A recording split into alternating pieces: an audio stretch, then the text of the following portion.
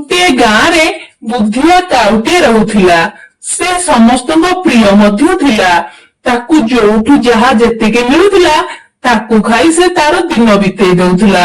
बेले बेले से खाद्य न पाइले अन्य गाँ को उड़ी जाउथिला। तेबे खरा दिन समय होइथाए ताकू खाद्य मिलवा टिके असुविधा होउथाए। से निज खाद्य खाइबा पाई अन्य गाँ को उड़ी जाइथिला। तेबे खरारे उड़ी उड़ी जिबा कारणरू ताकू शोष होला। हेले कौनसी नदी नाଳରେ ग्रीष्म प्रवाह पाई पानी टिके देखि पारला नहीं। से शोषरे तार टंटी बाटी सुकी जाउथे।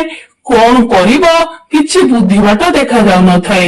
एमिति एणे तेणे घुरी बुलिया भितरे तार नजर पड़िथिला गोटे बगीचारे थिबा कूअमूल पाखकू।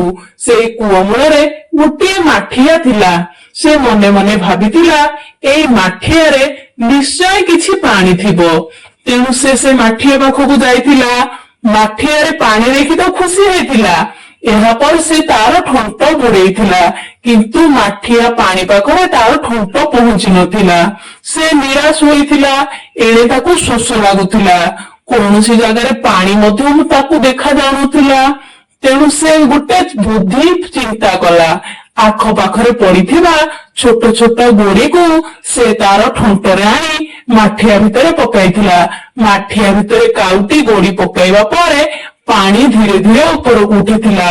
एहा परे से तार ठंट पाइबा पर्यंत गोड़ी पकाई चलीथिला। गोड़ी पकाइबा द्वारा पानी ऊपर उठिथिला। से मन भरी पानी पीवा सहित उड़ी जाइथिला।